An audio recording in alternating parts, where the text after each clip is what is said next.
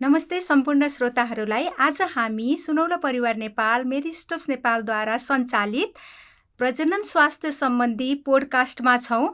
आजको पोडकास्टमा हामीसँग डाक्टर अब्दुल रहिफ हुनुहुन्छ। उहाँ चाहिँ मेरिस्टोप्स नेपालमा क्लिनिकल सर्भिस म्यानेजरको रूपमा काम गर्दै हुनुहुन्छ। डाक्टर, आफ्नो परिचय एकचोटि आफै दिनुहोस् न हाम्रो श्रोताहरूलाई। नमस्कार सबैजनालाई, मेरो नाम डाक्टर अब्दुल रहिफ हो। म सुनौलो परिवार नेपाल मेरिस्टोप्समा क्लिनिकल सर्भिस म्यानेजरको रूपमा अहिले कार्यरत छु।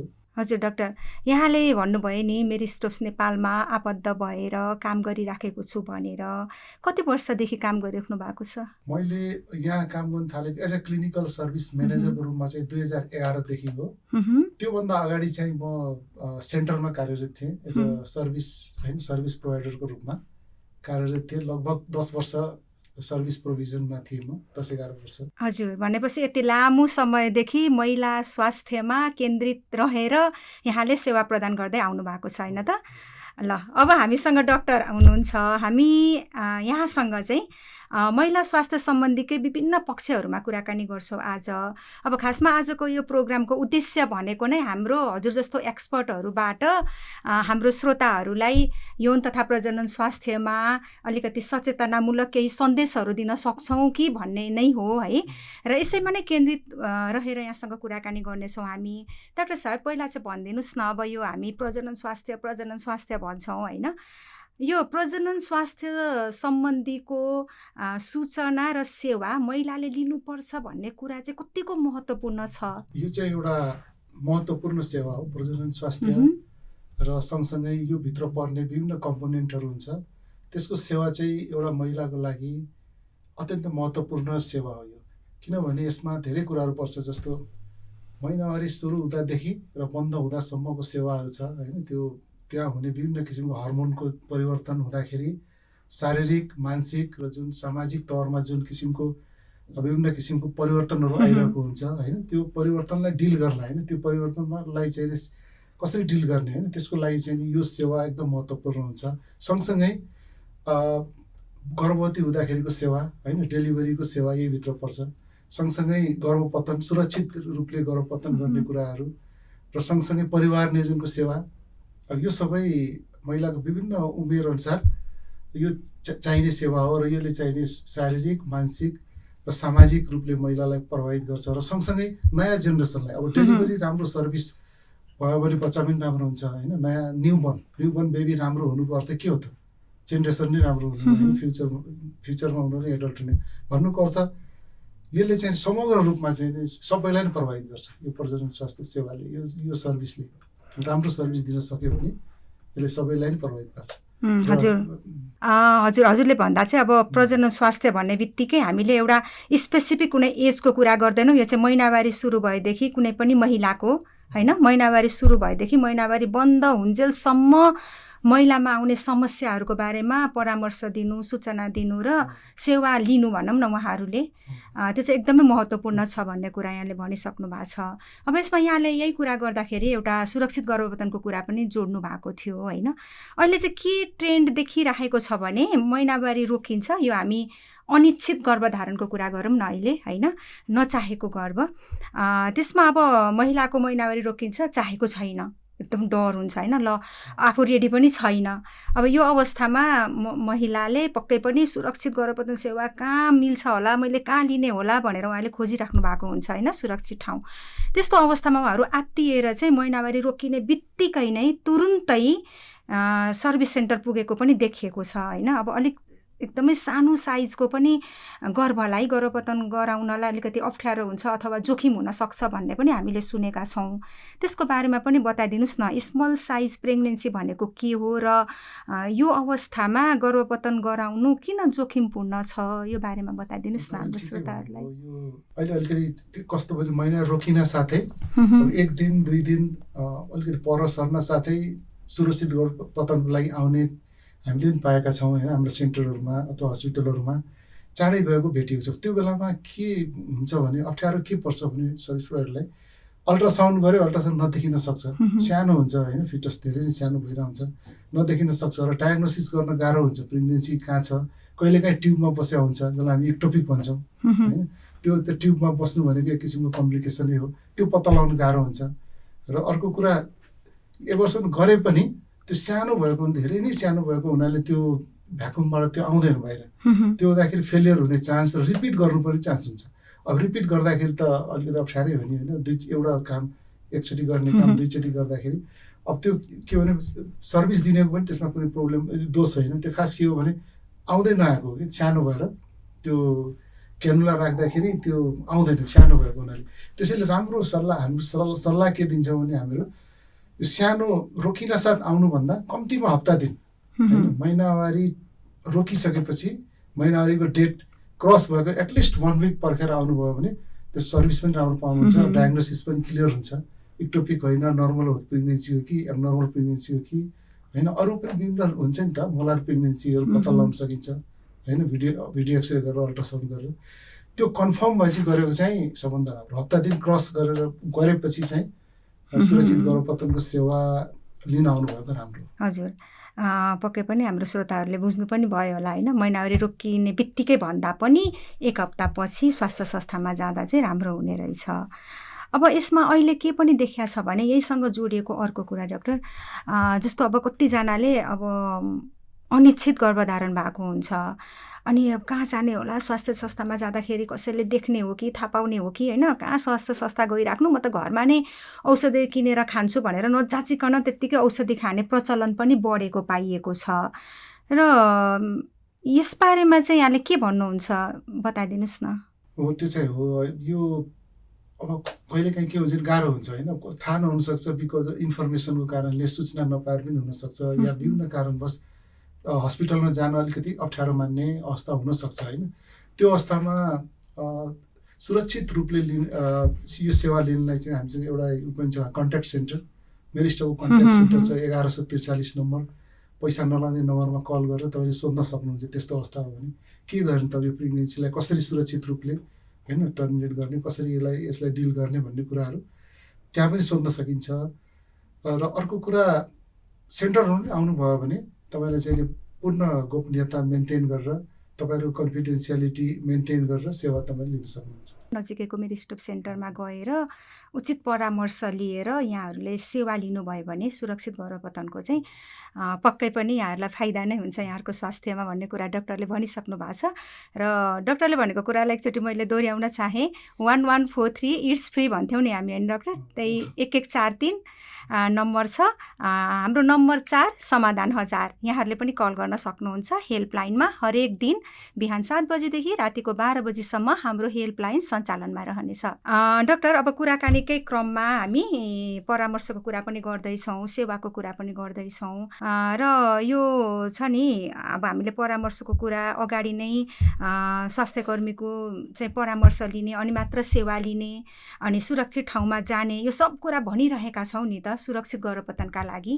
यो गर्नु चाहिँ किन महत्त्वपूर्ण छ त? महिलाको स्वास्थ्यलाई लिएर हेर्दाखेरि चाहिँ के कारण छ त यो गर्नु नै पर्ने, यति धेरै यो कुरामा ध्यान दिनुपर्ने आवश्यकता चाहिँ के छ?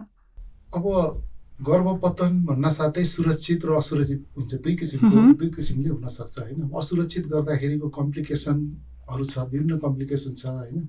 साधारण कम्प्लिकेसनदेखि लिएर पछि अन्य किसिम इन्फेक्सनहरू हुने होइन, महिलाहरूलाई गाह्रो हुनसक्छ त्यो अवस्थामा होइन। महिनावारी रेगुलर नहुने, असुरक्षित ठाउँमा गऱ्यो भने चाहिँ होइन, त्यो समस्याहरूबाट जोगिन सबभन्दा राम्रो के सुरक्षित गर्भपतन जुन ठाउँमा हुन्छ त्यहाँ गराउनु पर्ने, किनभने उहाँहरू ट्रेन्ड हुनुहुन्छ, तालिम प्राप्त हुनुहुन्छ होइन। के गर्दाखेरि चाहिँ सुरक्षित तवरले व्यवस्था गर्न सकिन्छ भन्ने कुरा उहाँहरूलाई तालिम दिएको छ होइन। त्यो हुँदाखेरि हामीले यति भन्नुपर्ने कारण के भने कहिलेकाहीँ कोही चाहिँ महिलाहरू असुरक्षित गर्भपतन गर्ने ठाउँमा नजाउन् होइन, त्यहाँबाट जोगिउन् भन्ने उद्देश्य हो। र सुरक्षित साथ चाहिँ यो होस् भन्ने उद्देश्यले नै हामीले जहिले पनि सुरक्षित गर्भपतन कुराहरू गर्ने कारण चाहिँ वास्तवमा एउटा महिलाको जीवन महिलाको शरीरसँग जोडिएको हुन्छ, साथसाथै परिवारको पनि एउटा भूमिकामा होइन परिवारको भूमिकामा महिलाको भूमिका के छ त त्यहाँभित्र एउटा परिवारलाई चाहिँ सुखी खुसी र व्यवस्थित बनाउनका लागि महिलाको एउटा जुन स्पेसल एउटा होइन महिला भन्ने बित्तिकै एउटा नर्चरिङ मतलब त्यो एउटा भावना भएको भन्ने व्यक्ति भन्ने बुझिन्छ नि त। सो एउटा महिलाको स्वास्थ्य भन्ने कुरा चाहिँ त्यो महिलाको मात्रै होइन परिवारको स्वास्थ्यसँग पनि जोडिएको हुन्छ जस्तो लाग्छ मलाई चाहिँ होइन डाक्टर। यहाँले पनि त्यस्तै कुरा गरिसक्नु भएको छ। अब कानुनी रूपमा गर्भवतनको कुरा गर्दाखेरि अब यो कुरा पनि हाम्रो श्रोताहरूलाई भन्नुपर्ने नै हुन्छ। नेपालमा सुरक्षित गर्भवतन गर्न पाउने कानुनी प्रावधान चाहिँ कस्तो रहेको छ त्यो पनि बताइदिनुहोस् न। अब यो अहिलेको मुलुकी ऐनअनुसार कुनै पनि महिलाले जस्तो हाम्रो सेन्टर तालिम दिने अब अवस्थाहरू फरक फरक छ सेन्टरहरू। जस्तो मेरी स्टपमा चाहिँ 12 हप्तासम्म उहाँले सेवा लिन सक्नुहुन्छ होइन। 12 हप्ता भनेको पहिलो फर्स्ट ट्राइमेस्टर हामी भन्छौँ। धेरै जसो सुरक्षित गर्भपतन दिने ठाउँहरू चाहिँ फर्स्ट ट्राइमेस्टरको हुन्छ, अर्थात् 12 हप्तासम्म उहाँले गर्भ फ्रिली आफ्नै डिसिजनमा होइन फ्रिली उहाँहरूले लिन सक्नुहुन्छ होइन। फ्रिली भन्नुपर्दा महिलाको मन्जुरीमा होइन। त्यसमा चाहिने कन्सेन्ट उहाँको कन्सेन्ट महिलाको मात्रै कन्सेन्टले पनि 12 हप्तासम्म गर्न सक्नुहुन्छ। अब त्यस पछाडिको चाहिँ केही कन्डिसनमा जस्तो रेप इन्सेस्ट होइन यस्तो विभिन्न करणीहरूको केसहरू या अन्य बच्चाहरू राम्रो नहुने अवस्था अथवा डेलिभरी हुँदाखेरि उसलाई आमालाई गाह्रो हुने अवस्थाहरू छ भने या मानसिक शारीरिक कुनै पनि किसिमको असर पर्ने अवस्थाहरू छ भने चाहिँ कुनै पनि महिलाले 28 हप्तासम्म गर्भपतन गर्न सक्नुहुन्छ उहाँहरू। तर त्यसको लागि चाहिँ नि फेरि अर्कै किसिमको जहाँ सेकेन्ड ट्राइमेस्टर भन्छ यसलाई सेकेन्ड ट्राइमेस्टर दिने खालको अस्पतालमा उहाँले गराउनु पर्ने हुन्छ। त्यस्तो सेवा दिने ठाउँमा गराउनु पर्ने हुन्छ। हजुर भनेपछि 12 हप्तासम्मको महिलाले आफ्नै मन्जुरीमा सुरक्षित गर्भपतन सेवा लिन पाउनुहुन्छ। त्यस्तै गरेर अब हाम्रो हेल्पलाइनमा चाहिँ कतिजना 18 वर्ष मुनिको हाम्रो कलरहरूले पनि कल गर्नुहुन्छ सुरक्षित गर्भपतन सेवाको लागि। उहाँहरूको हकमा चाहिँ के छ डाक्टर त्यो पनि बताइदिनुहोस् न। अब कानुनी प्रावधान अनुसार चाहिँ 18 भन्दा कम उमेरलाई चाहिँ माइनर भन्ने गरिन्छ, अर्थात् उमेर मेच्योर नभएको भन्ने अर्थमा कानुनले लिने भएको हुनाले 18 वर्षभन्दा कमको किशोरीहरू आउनुभयो भने उहाँहरूको प्रेग्नेन्सी यो एबर्सन अथवा सुरक्षित गर्भपतन गर्नको लागि गार्जियनको मन्जुरी चाहिन्छ, मन्जुरीनामा चाहिन्छ। अब गार्जियन भनेको बुवा आमा दाइ भाइ जो पनि हुन सक्छ। इभन कोही भएन भने छिमेकीलाई पनि गार्जियन मान्न सकिन्छ। माथुवर भन्छ अहिले चाहिँ नै हाम्रो कानुनमा गार्जियन अथवा आमा बुवा भनेर लेखेको छैन, कोही माथुवर चाहिँ चाहिन्छ। माथुवर भनेको साथी पनि हुनसक्छ, वरिपरिको छिमेकी कोही एकजना हुनसक्छ। तर त्यो माथुवर चाहिँ जो माथुवर हुन्छ जो गार्जियन हुन्छ ऊ चाहिँ 18 वर्षभन्दा माथिको हुनुपर्छ। यो कुरा पनि थाहा पाउन हाम्रो श्रोताहरूले एकदमै आवश्यक छ नि त। उहाँहरूलाई अब कति अहिले त नेपालमा अझै पनि अब कानुनी मान्यता पाएको सन् 2002मै भए पनि अहिले पनि धेरैजनालाई थाहा छैन। अब त्यसमा पनि हाम्रो किशोर किशोरीहरूको जमात छ नि, उहाँहरूलाई त अझ यो त यस्तो गर्भपतन गर्ने अवस्था आइहाल्यो भने पनि ला हाम्रो लागि त यो सेवै छैन भन्ने पनि धारणा रहेको पाइन्छ। सो यहाँको कुराले चाहिँ पक्कै पनि उहाँहरूलाई सहयोग गर्यो होला होइन, केही कुराहरू थाहा भयो होला भन्ने हामीले विश्वास लिएका छौँ। यस्तै गरेर डाक्टर अब महिला स्वास्थ्यकै कुरा गरिरहेका छौँ हामीले होइन। छ नि अब किशोरीहरूलाई अब अन्य समस्याहरू पनि हुन्छ जस्तो यहाँले नै अघि अब एभ्री स्टेज अफ वुमनको कुरा गर्दाखेरि महिनावारीको कुरादेखि जोड्नु भएको थियो। सो अब किशोर किशोरीहरू भन्दा पनि अब किशोरीहरूको कुरा गरौँ अथवा महिनावारी हुने व्यक्ति भनौँ न हामी होइन। महिनावारी हुने व्यक्तिलाई महिनावारी हुँदाखेरि पेट दुख्ने चाहिँ एकदमै धेरै सुन्नमा आइरहेको छ। त्यो खासमा के कारणले होला र साँच्चै नै यो समस्या नै हो कि यसको समाधान गर्न के गर्नुपर्छ त्यो पनि बताइदिनुहोस् न। महिनावारी हुँदाखेरि पेट दुख्ने समस्यालाई डिस्मेनोरिया पनि भनिन्छ। त्यो चाहिँ सुरुदेखि महिनावारी स्टार्ट हुँदाखेरिदेखि नै कसैलाई चाहिँ सुरुमा होइन अर्ली सुरुको अवस्थामा जस्तो 12 वर्ष 13 वर्षमा महिनावारी सुरु हुन्छ त्यो बेलामा धेरै जसोलाई केही हदसम्म पेट दुख्न सक्छ होइन, त्यसलाई हामी नर्मलै मान्नुपर्ने हुन्छ होइन। तर अब त्यो कतिको दुखाइ छ होइन, दुखाइको उसमा भर पर्छ होइन। त्यो कुनै रोगले नै हो भन्ने पनि होइन। त्यो के हुन्छ इनिसियली त्यो कन्ट्र्याक्सन र त्यो ब्यालेन्स हुनलाई होइन हार्मोनल ब्यालेन्सको कुराहरू र पाठेघर खुम्चिने प्रक्रियाले गर्दाखेरि सुरुमा त्यो अनुभव पनि हुँदैन होइन। त्यो पेट दुखाइको अनुभव नभएको हुनाले किशोरीहरूलाई जब स्टार्ट हुन्छ स्टार्ट हुँदाखेरि जब ओभुलेसन हुन थाल्छ, ओभुलेसन नहुँदासम्म चाहिँ पेट दुख्दैन। भन्नुपर्दा अन्डा ननिस्केसम्म 2-3 पटकको महिनावारीमा चाहिँ पेट नदुख्न सक्छ।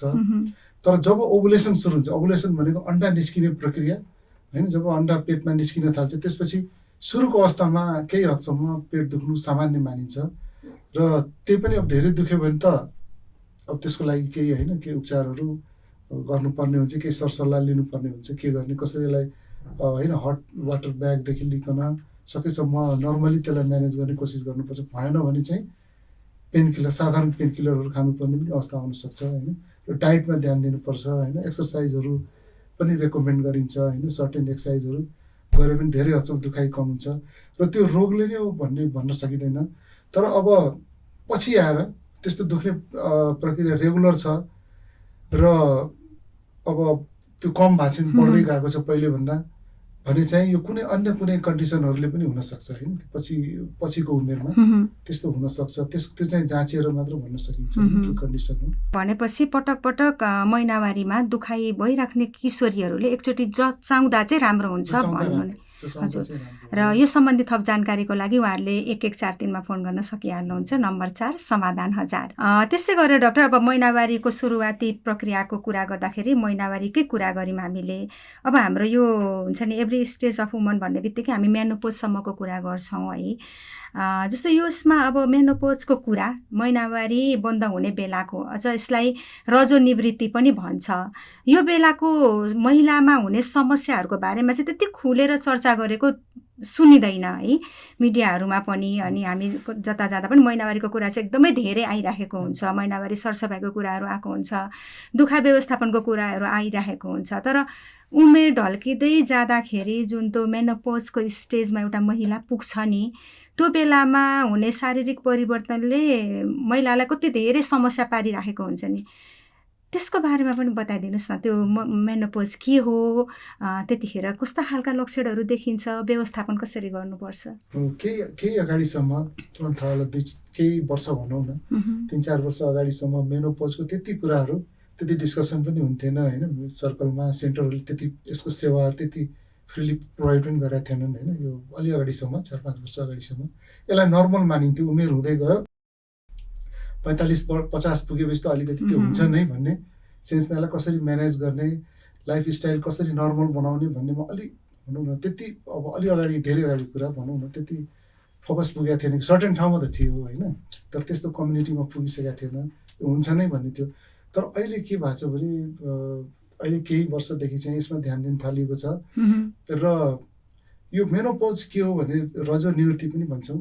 यो के हो भने जब महिलाको उमेर लगभग 45 वर्ष क्रस हुन थाल्छ होइन, एभरेजमा हो, कसैको ढिलो हुन्छ, कसैको 50 हुन्छ, 52-53सम्म पनि जान्छ होइन, 55सम्म पनि गएको छ, त्योभन्दा क्रस चाहिँ युजली गर्दैन। लगभग 45 वर्ष पुग्न थालेपछि त्यो चेन्जेसहरू आउन थाल्छ।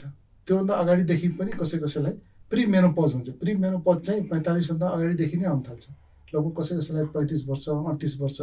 अब त्यो कसरी थाहा हुन्छ भन्दाखेरि हर्मोनमा परिवर्तन आउन थाल्छ अनि मुड चेन्ज हुने, सडन मुड चेन्जहरू हुने होइन, मानसिक इरिटेबिलिटी भन्छ नि होइन, झर्को मान्ने, त्यस्तो किसिमको रिस उठ्ने होइन। अनि हर्मोनहरू त्यो के भएको भने इस्ट्रोजेन प्रोजेस्टेरोनको लेभल कम हुँदै गएपछि त्यो आउन थाल्छ। र पछि मेनोपोजको बेलामा हट फ्लस हुने, जिउ तातो हुने, र कसैलाई त यहाँसम्म हुन्छ अब निदाइरहेको बेला अचानक मुटु ढकढक हुने अनि बिउजिने होइन, के भयो भनेर। कतिजना त हार्टको डक्टरका पनि जानुहुन्छ उहाँहरू, हार्ट डिजिज त होइन यो मेरो भनिकन, त्यो हर्मोनको कारणले त्यस्तो भएको हो, हट फ्लस भन्छ, पसिना आउने होइन। अनि कमजोरी महसुस त छँदैछ। अब कसैलाई पिसाबमा पनि अलिक समस्या हुनसक्छ, फ्रिक्वेन्सी बढ्ने, चाँडो हुने, र मानसिक मेन असर पर्ने, मानसिकमा मेमोरीहरू अलिक कम हुँदै जाने। तर यसलाई पहिला के थियो भने यो त नर्मल मानिन्थ्यो भने अहिले के कन्सेप्ट छ भने यदि हामीले हर्मोन दिन सक्यौँ भने, त्यो अवस्थामा यदि राम्रोसँग उपचार गर्न सक्यो भने उहाँको लाइफस्टाइल जस्तो पहिला थियो 25-30 वर्षमा त्यही किसिमको ठ्याक्कै बनाउन सकिन्छ। अर्थात् भन्नुको अर्थ के भने लाइफस्टाइललाई राम्रो बनाउन सकिन्छ भन्ने कन्सेप्ट छ। र त्यो सही पनि हो, हामी देखिरहेको छौँ होइन। ट्रिटमेन्ट पछि लगभग उहाँहरूको पहिलाकै अवस्थामा उहाँहरूको मेमोरी पनि नर्मल हुने, हर्मोन यदि हामीले सप्लिमेन्ट गर्न दिन सक्यौँ र त्यो बेलामा डाइट र सबै कुराहरू उहाँहरूले राम्रोसँग सरसल्लाह पाउन सक्नुभयो भने उहाँको लाइफस्टाइल नर्मल भएर जान्छ।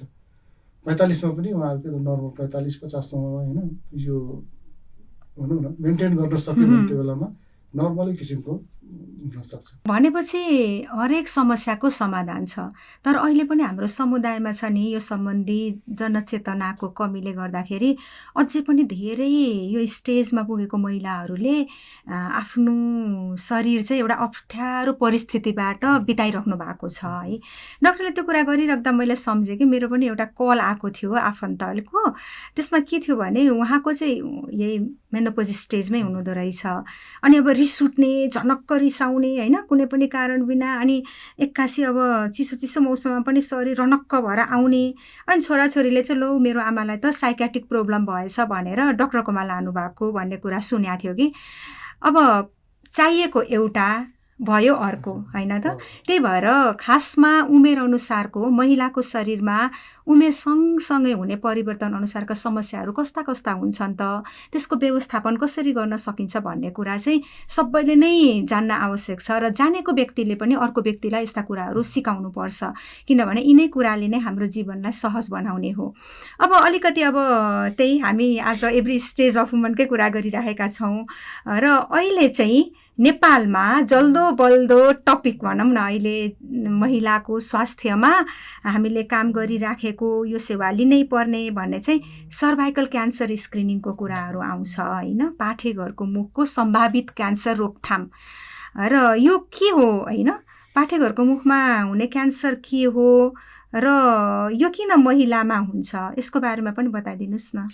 कुनै पनि क्यान्सर भने कस्तो हो भने कुनै पनि ठाउँको मान्छेको शरीरको कुनै पनि अङ्गमा सेलहरू बढ्न थाल्यो या टिस्युहरू कुनै पनि अङ्गहरूमा ग्रोथ एकदमै धेरै बढ्न थाल्यो, अनकन्ट्रोल रूपमा बढ्न थाल्यो र एबनर्मली बढ्न थाल्यो भने त्यसलाई हामी के भन्छौँ, क्यान्सर भन्छौँ होइन।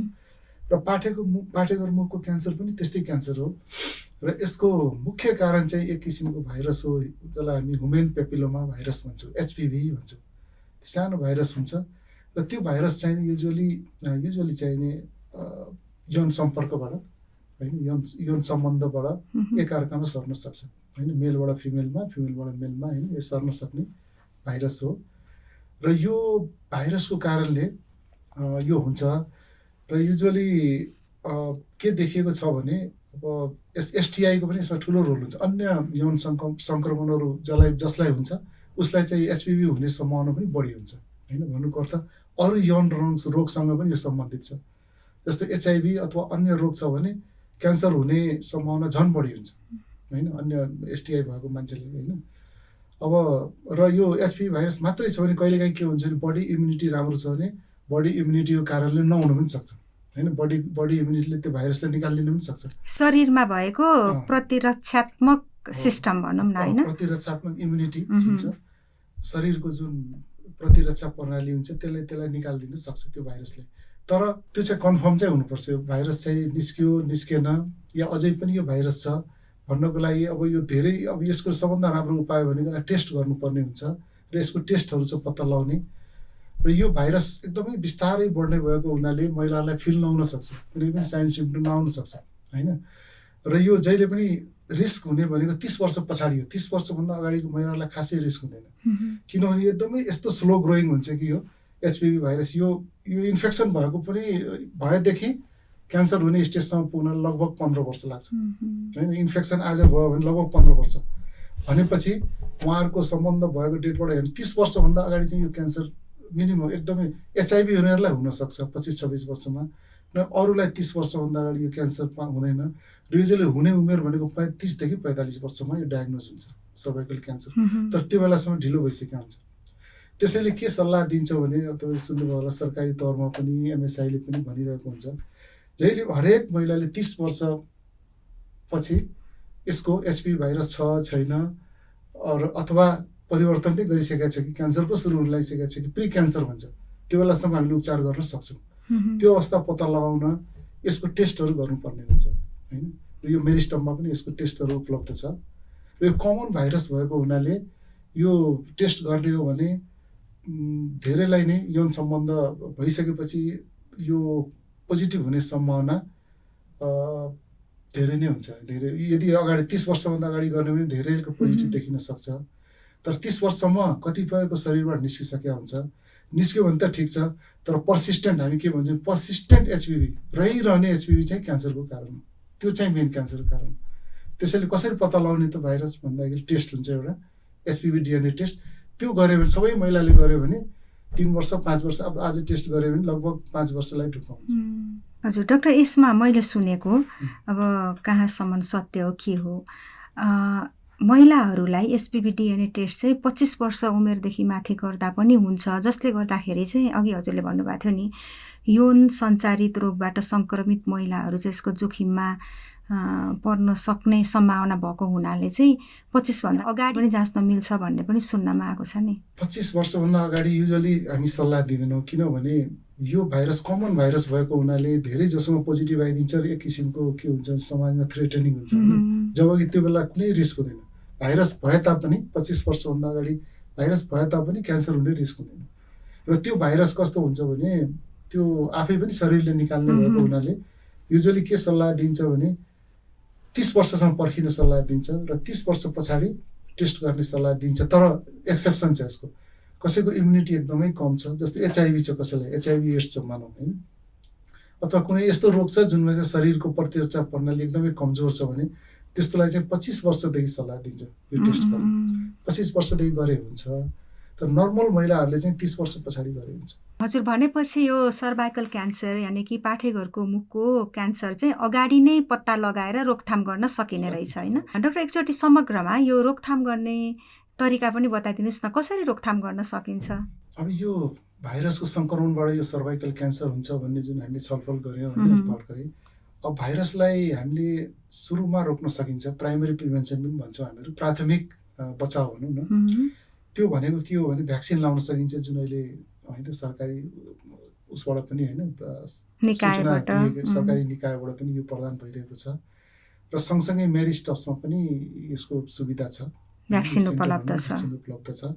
र सँगसँगै सरसफाइ र यौन रोगबाट जोगिनु होइन, र यसको बारेमा जानकारी लिनु होइन, डाइटको कुराहरू, एक्सर्साइजको कुराहरू, यो चाहिँ प्राइमेरी प्रिभेन्सनमा पर्यो होइन। यो सम्बन्धी सरसफाइदेखि जम्मै कुराहरू यो भनेको प्राथमिक कुरा भयो, रोक्ने भाइरसलाई रोक्ने तरिका हो भने। अब भाइरसको इन्फेक्सन भइसकेपछि चाहिँ सेकेन्डरी भनेको चाहिँ यसको समय समय जाँच गराउनु, यो चाहिँ महत्त्वपूर्ण छ। किनभने पहिला अब खोप नलाइसकेको महिलाहरूको सङ्ख्या पनि धेरै छ नि त होइन, समाजमा ठुलो होइन सङ्ख्या छ। र खोप नै लाइसके तापनि खोपले 100% प्रिभेन्सन त दिँदैन, केही न केही पर्सेन्टेज त त्यहाँ हुन्छ होइन।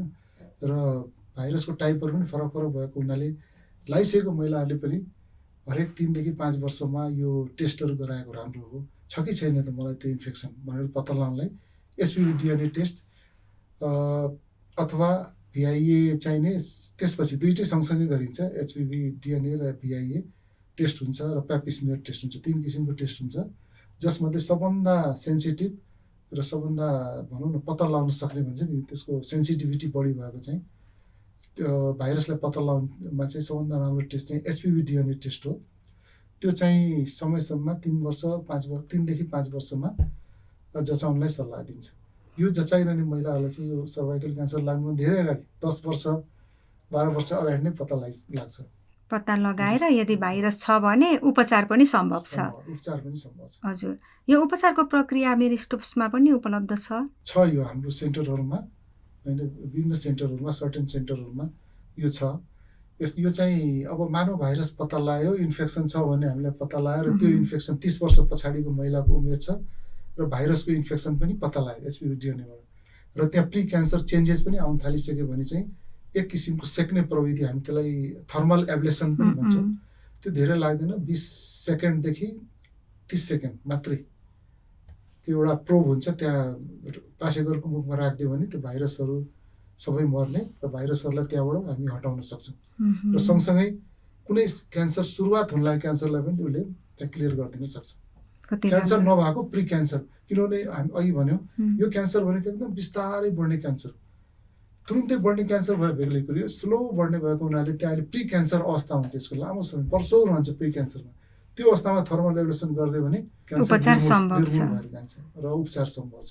कति राम्रो कुरा, फाइदै फाइदा। यहाँलाई पनि यौन तथा प्रजनन स्वास्थ्य सम्बन्धी कुनै दुविधा छ, जिज्ञासा छ र सेवा लिनु छ भने 1143 मा कल गरेर आफ्नो लागि नजिकैको सेन्टर भिजिट गर्न सक्नुहुन्छ र हाम्रो हेल्पलाइन हरेक दिन बिहान 7 बजेदेखि रातिको 12 बजेसम्म खुल्ला रहन्छ। र डाक्टर, अब हामी कार्यक्रमको अन्त्यतिर पनि आइसकेका छौँ र अन्त्यमा चाहिँ महिलाहरूलाई आफ्नो प्रजनन स्वास्थ्य सुरक्षित राख्नको लागि के गर्नुपर्छ, राम्रो टिप्स दिनुहोस् न। प्रजनन स्वास्थ्य भन्न साथै हामीले चाहिँ महिनावारी सुरु भएदेखि महिनावारी रोकिएसम्म र त्यस पछाडिको अवस्थालाई पनि लिन्छौँ होइन, सबै कुरा यसमा इन्क्लुड हुन्छ होइन। अब यसमा अघि पनि हामीले कुरा गऱ्यौँ, यो विभिन्न उमेर अनुसार होइन हर्मोनको परिवर्तन हुन्छ होइन, त्यो उमेर अनुसारको त्यो बेलाको चाहिँ जाँचहरू गराउने कुरा होइन, समय समयमा खाना डाइटको कुराहरू गऱ्यौँ होइन, एक्सर्साइज त्यही अनुसारको होइन, र जानकारी राख्नु होइन आफ्नो बारेमा, त्यो उमेरमा के हुनसक्छ, कस्तो लक्षणहरू हुन्छ होइन, के नर्मल हो मेरो लागि। जस्तो भनौँ न, कसैको महिनावारी 28 दिन हुन्छ, कसैको 30 दिन हुन्छ, कसैको 35 दिन पनि हुन्छ, नर्मलै मान्नुपर्ने हुन्छ। यदि त्यो रेगुलर 35 मै छ भने, सधैँ 35 दिनमै हुन्छ भने चाहिँ नर्मल हो, त्यो आफूलाई थाहा हुनुपर्छ होइन, रेकर्ड गर्नुपर्छ। र इनकेस त्यसमा परिवर्तन भयो भने मलाई केही समस्या पो हो कि, अथवा महिनावारी ब्लड पहिला 5 दिन हुन्थ्यो अहिले 10 दिन भयो भने के कारणले हो, त्यो चाहिँ समय समयमा जचाउनु होइन, आफ्नो शरीरको बारेमा जानकारी राख्नु, महिनावारी जानकारी राख्नु, समय समयमा जचाउनु होइन, र डाइट एक्सर्साइज जस्ता कुराहरू राख्नु होइन, मानसिक रूपले स्वस्थ रहनु, र डेलिभरी हुँदाखेरि सही ठाउँमा डेलिभरी गराउनु, प्रेग्नेन्सी चेकअपहरू सही ठाउँमा गराउनु होइन, र परिवार नियोजन अर्को इम्पोर्टेन्ट। फेरि परिवार नियोजनले महिलाहरूलाई के दिन्छ, एक किसिमको भनौँ न, एक किसिमको के भन्ने त्यसलाई कन्ट्रोल दिन्छ भनौँ न हातमा। मलाई कति बच्चा चाहिने उहाँहरूले कन्ट्रोल गर्न सक्नुहुन्छ परिवार नियोजन अप्नाएर, मलाई होइन कस्तो साधन चाहिने होइन, र पुरुष जति अब भनौँ न पुरुषले जति काम अफिसमा या अन्य ठाउँमा गर्न सक्नुहुन्छ भनौँ न समाजमा, महिलाहरूले परिवार नियोजनको साधनको भएको हुनाले उहाँहरूले लगभग इक्वली काम गर्न सक्नुहुन्छ होइन, इक्वली नै भनौँ न समाजको हरेक क्षेत्रमा काम गर्न सक्नुहुन्छ। अब प्रेग्नेन्सी धेरैचोटि हुँदाखेरि त उहाँहरूको काम कतिचोटि इन्टरप्ट हुन्छ नि, तर उहाँहरूले त निश्चित समयसम्म होइन प्रेग्नेन्सीलाई उहाँहरूले रोक्न सक्नुहुन्छ होइन, र नर्मल जुन कामहरू हुन्छ समाजमा उहाँले गर्न सक्नुहुन्छ। सो परिवार नियोजनले एउटा अधिकार पनि दिन्छ, एउटा इनेबल पनि गर्छ भनौँ न होइन, क्यापासिटी पनि बढाउँछ महिलाको होइन। र अरू जाँचहरू गराउने छँदैछ, महिनावारी सम्बन्धी सबै जाँचहरू समय समयमा गराउने, त्यो गर्न सक्यो भने स्वस्थ महिला नै फेरि स्वस्थ समाजको निर्माणमा होइन भनौँ न, स्वस्थ महिलाको ठुलो रोल हुन्छ समाज निर्माण गर्नमा। पहिला परिवार निर्माण अनि समाज निर्माण अनि राष्ट्र निर्माणमा पनि महिलाको उत्तिकै योगदान रहेको हुन्छ। हामी कार्यक्रमको अन्त्यमा आइपुगेका छौँ। तपाईँ परिवारको हेरचाह गर्नुहुन्छ, हामी तपाईँको हेरचाह गर्छौँ।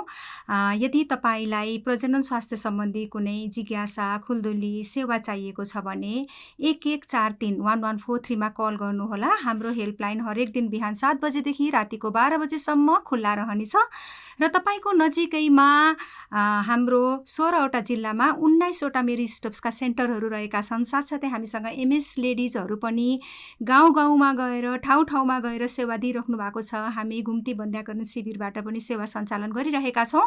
तपाईँलाई जहाँ पर्छ त्यहीँ गएर आफ्नो लागि सेवा लिनुहोस्। स्वस्थ रहनुहोस्, सुखी रहनुहोस्। डाक्टर, यति राम्रोसँग होइन युजफुल इन्फर्मेसनहरू, एकदमै महिलाको जीवनमा चाहिने सूचनाहरू यहाँले बाँड्नुभयो। पक्कै पनि हाम्रो श्रोताहरूलाई फाइदा नै भयो होला र आफ्नो अमूल्य समयको लागि यहाँलाई धेरै धेरै धन्यवाद। अन्त्यमा सबै महिलाहरूले आफ्नो स्वास्थ्यमा ध्यान राख्नुहोला, आफ्नो प्रजनन सँगसँगै आफ्नो प्रजनन स्वास्थ्य सम्बन्धी जानकारीहरू लिनुहोला र स्वस्थ रहनुहोला। धन्यवाद। जीवनको हरेक पाइलामा मेरी स्टोप्सको साथ सुरक्षित गर्भपतन सेवा तथा थप जानकारीका लागि नजिकको मेरी स्टोप सेन्टरमा सम्पर्क गर्नुहोस्। यौन तथा प्रजनन स्वास्थ्य सम्बन्धी थप जानकारीका लागि स्वास्थ्य तथा जनसङ्ख्या मन्त्रालय र मेरी स्टोप्स नेपालको सहकार्यमा सञ्चालित मेरी साथी निशुल्क हेल्पलाइन 1143 मा सम्पर्क गर्नुहोस्।